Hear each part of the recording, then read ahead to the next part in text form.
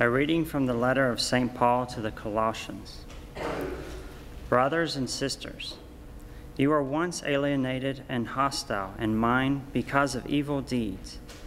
God has por la mentalidad que engendraban vuestras malas acciones. Ahora, en cambio, gracias a la muerte de que Cristo sufrió en su cuerpo de carne, han sido reconciliados y Dios puede admitirlos a su presencia como a un pueblo santo sin mancha y sin reproche. La condición es que permanezcan cimentados y estables en la fe e inamovibles en la esperanza que escucharon en el Evangelio. Él es el mismo que se proclama en la creación entera bajo el cielo y yo, Pablo, fui asignado a su servicio.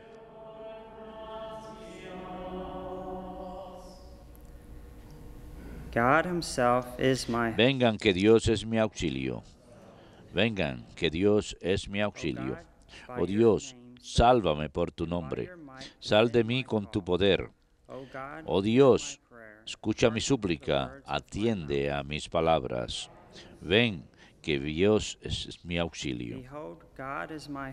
Pero Dios es mi auxilio, el Señor sostiene mi vida. Te ofreceré un sacrificio voluntario, dando gracias a tu nombre, que es bueno. Vengan, que Dios es mi auxilio.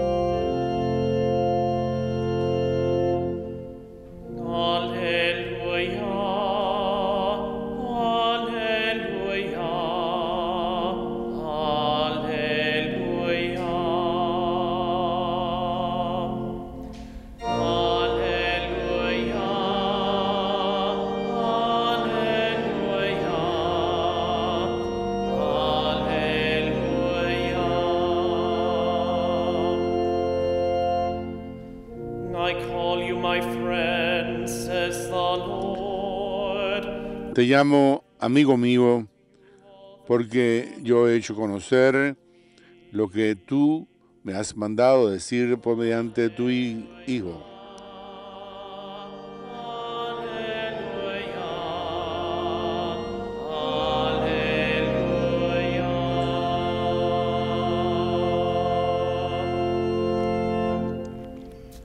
Dominus vobiscum. Et cum spiritu tuo. Lectio Sancti Evangelii secundum Lucam. Gloria a tibi, Domine. While Jesus was going through a field, Un sábado Jesús atravesaba un sembrado. Sus discípulos arrancaban espigas y frotándolas con las manos se comían el grano. Unos fariseos le preguntaron, ¿por qué hacen en sábado lo que no está permitido? Jesús les replicó, ¿no han leído lo que hizo David cuando él y sus hombres sintieron hambre? Entró en la casa de Dios, tomó los panes presentados que solo pueden comer los sacerdotes, comió él y le dio a sus compañeros. Y añadió, el Hijo del Hombre es Señor del sábado. Verbum Domini. Las tibi Christe.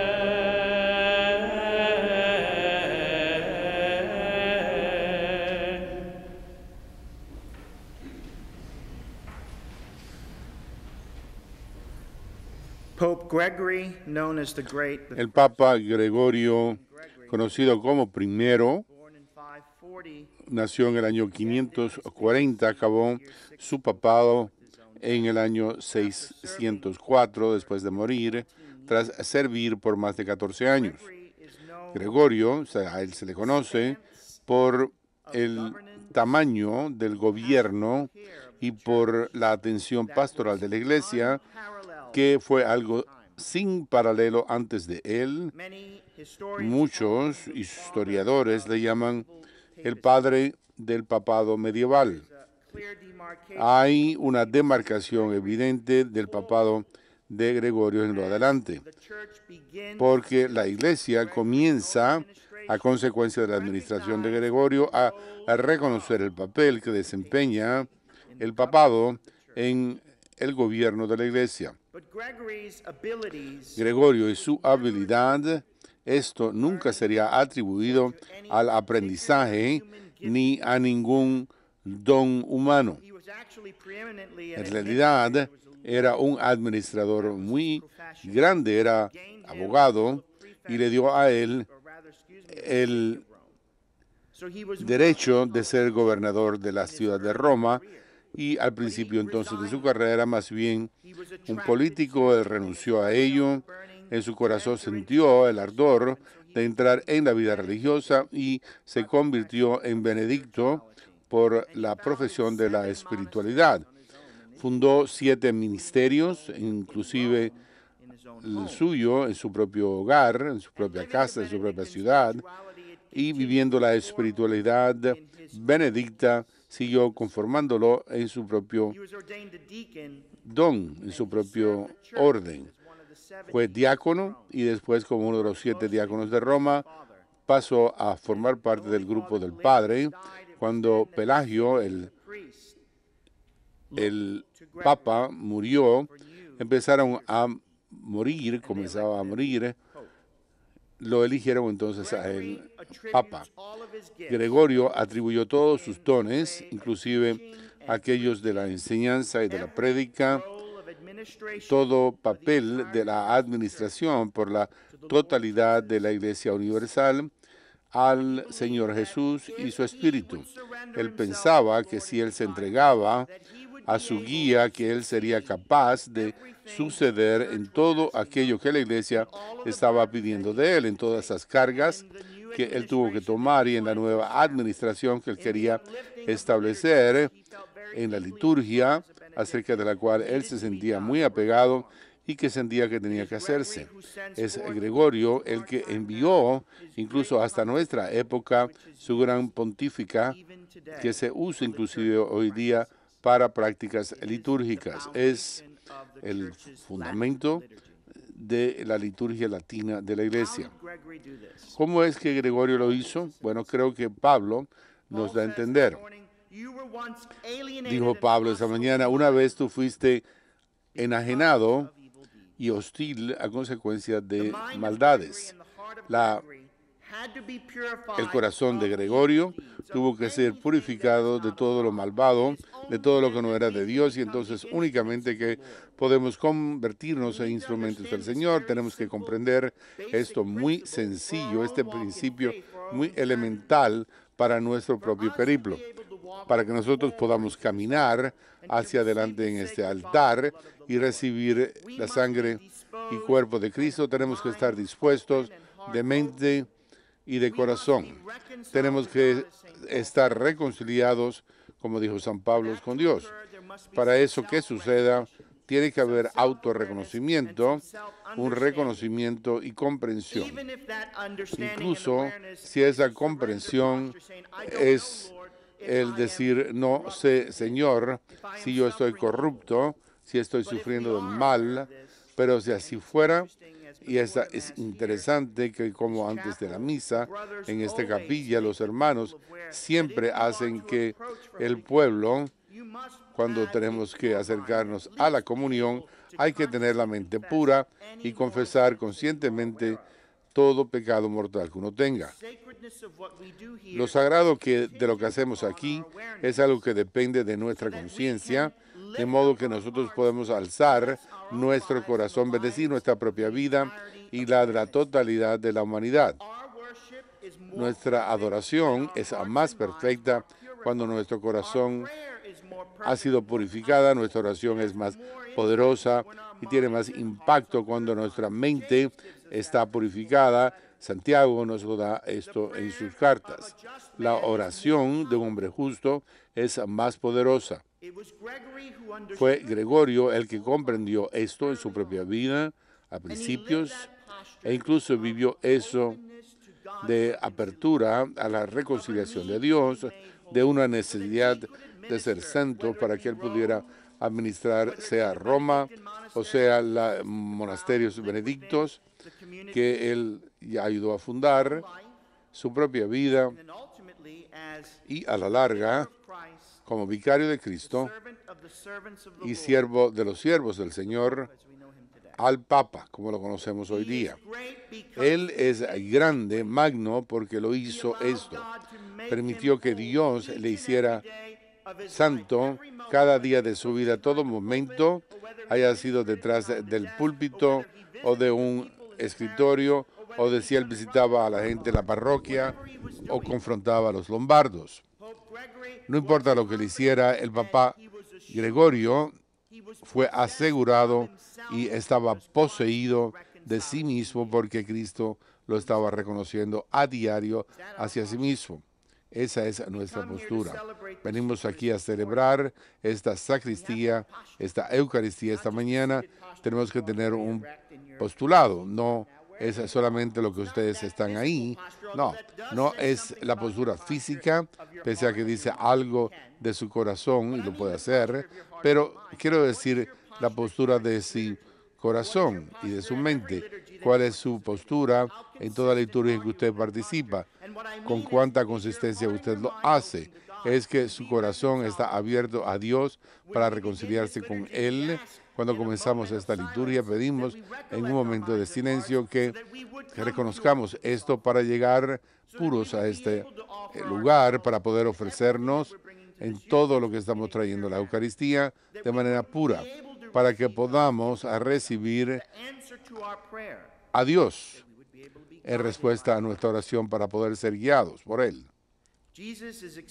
Jesús está experimentando en el Evangelio hoy con los fariseos una experiencia común que él había estado teniendo y que tuvo a lo largo de su ministerio público, porque estaba confrontando la forma típica en que los fariseos adoraban a Dios y vivían su fe. Se preocupaban de las reglas del libro, de lo que estaba bien o mal, supuestamente, y lo que se podía ver, y de cómo es que los discípulos estaban comiendo en un día prohibido, haciendo obras en un día prohibido, algo tan pequeño como el poder triturar los granos para comérselos. Eso es algo ridículo, pero es muy profundo para los fariseos, y el Señor confronta esa realidad con un evento histórico. Hay precedentes en la forma en que Dios está con nosotros. David, y al haber comido de los panes sagrados, no rompió, no violó la ley de Dios. No más que si nosotros que acudamos aquí con nuestra mente, con nuestro corazón, con nuestra alma, violamos ley alguna de Dios cuando en realidad buscamos su reconciliación. No importa dónde esté nuestro corazón, si queremos alcanzar a Dios y vemos la reconciliación sacramentalmente, o lo buscamos con un acto de contrición para permitirle el proceso de purificación. Es entonces que el Señor nos prepara para sí mismo, que el Señor verdaderamente puede actuar, pero eso no es lo que hacían los fariseos. No podemos tener una mentalidad tal que nosotros no podamos permitir que Dios transforme a nosotros. Y eso es lo que hace que sea uno un buen pastor. Es lo que nos permite a Gregorio Magno el convertirse en un hombre grande. Pero incluso hay algo más aquí, y es esta última línea, renglón, del Evangelio del día de hoy. El Hijo del Hombre es Señor del sábado. Los fariseos hubieran hecho lo mismo, diciendo, pero ¿qué está diciendo? El Señor es Señor del sábado, es el Señor de lo que hacemos para ofrecer una verdadera adoración a Dios. Él mismo ha comprendido cómo el Padre ha de ser adorado, porque Él adora a Él como Hijo, y cómo debemos alzar nuestro corazón al Señor para darle gracias Y es el Señor mismo el que nos conduce hacia el Padre eterno. Es Él, si uno lo hace así, el que nos conduce a nosotros esta mañana a ofrecer el corazón de uno y la vida de uno como sacrificio de Dios. El domingo pasado en Romanos se leyó 1 y 2 y Pablo enseñó esa liturgia: ofrezcan su cuerpo como adoración espiritual, dijo él. Ahí está la doble postura, como cuando está uno sentado en la banca, y está la postura del amor y del corazón y de la mente. Estamos aquí para ofrecer sacrificios a Dios. Es entonces que comprendemos lo que quiere hacer con nosotros Dios. Y quiero cerrar con una oración que yo he estado orando durante alrededor de un año como ministerio de la Universidad del Sur de Alabama en Mobile, porque quizás les ayude. Quiero hacerlo utilizando las imágenes aquí que presenta la capilla. Ven, este acto de adoración se origina en el Sagrado Corazón de Jesús. Es el corazón de Jesús que nos da a nosotros esta adoración. Así que cuando Cristo está sobre la cruz y cuando ese soldado romano penetra con una lanza a su costado y llega al corazón por encima del costillar, que había sido consumido por agua y sangre, que sale por un costado esto, y la iglesia entonces entendió que el derramar agua y sangre de un costado del corazón de Cristo, el ser su nacimiento, el nacimiento de la iglesia de la Santa Eucaristía, de la sangre y el agua que representa la misericordia de Dios. La iglesia y su Eucaristía fluye como un río desde su costado. Los ríos del mundo fluyen hacia el mar. Es la elevación del río que le da su volumen, le da su valor actual y forma entonces una corriente, y con todos los sedimentos y demás que lleva los elementos nutritivos también hacia el océano. Pero hay algo único que sucede del costado de Cristo, la imagen del agua viva que se ve en el Antiguo Testamento y hacia el Nuevo Testamento. El río que fluye del costado de Cristo no fluye naturalmente como los ríos del mundo. Esta es una acción supranatural, pero vuelve otra vez a Dios, hacia el Padre eterno. Y la corriente es poderosa, es impulsada por amor y misericordia. ¿Dónde caemos en esta imagen nosotros? Quisiera usar el centro, como todas las capillas lo tienen. Ese río fluye por el centro. Cuando usted entra en el río, le permite a uno ir a donde el Padre. La corriente es poderosa, puede ser algo atemorizante. Si nos damos cuenta de lo que estamos haciendo, puede poner en nuestra mente el hecho de si lo merecemos. ¿Seré yo llamado por esta corriente hacia el Padre? ¿O es que de alguna forma el río me escupirá?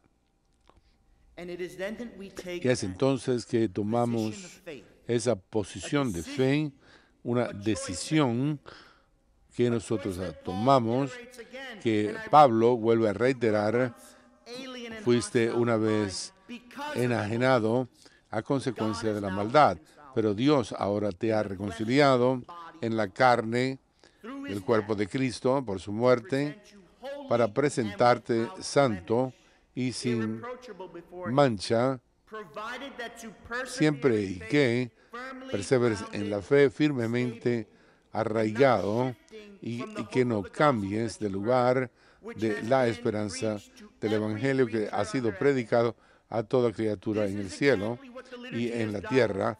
Esto es lo que ha hecho la liturgia por más de 2000 años. Esta es la invitación que ha sido enviada a donde ti.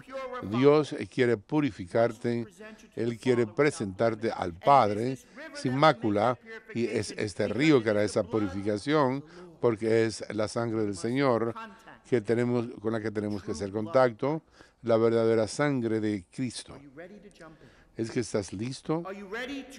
¿Es que vas a tomar y dar ese salto de fe y permitir que la corriente te lleve al Padre Eterno?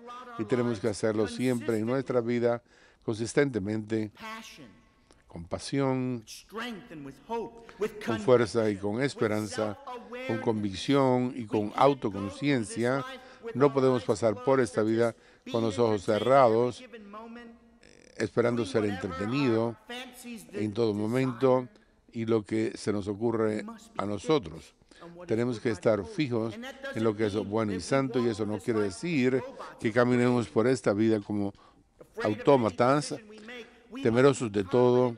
Tenemos que tener confianza, como lo fue el Papa, de la decisión que tomamos con el Señor y se la entregamos al Señor para cubrirla. Tenemos que ser decididos, pero tenemos que ser decididos con fe y con esperanza y con amor. Y es de lo que se trata esta Eucaristía. Esto es lo que quiere hacer esta Eucaristía con nuestra vida. Es una forma de vivir. Es una vida eucarística porque somos seres eucarísticos, y el ser eucarístico está abierto a ofrecer su vida a Dios y permitir que el Padre les lleve hacia sí mismo. Y eso es lo que es ser un ser eucarístico. Esto es en lo que tenemos que convertirnos más y más cada día de nuestra vida. Bendito tú que estás aquí para adorar al Señor, pero que puedas crecer en esa adoración y te conviertes en alguien más entregado cada día. Que Gregorio Magno nos conduzca a sus intercesiones, y que nosotros, cuando llegamos a este altar, recordemos al Papa Benedicto, oremos a nombre de él en cada misa. Ahora el que lleva ese cargo que una vez llevó Gregorio, una carga que es para nuestra santificación y salvación, para poder continuar teniendo la palabra de Dios que sea proclamada y enseñada, y eso es lo que purifica nuestra mente y nos ayuda a convertirnos en santos en esta Eucaristía.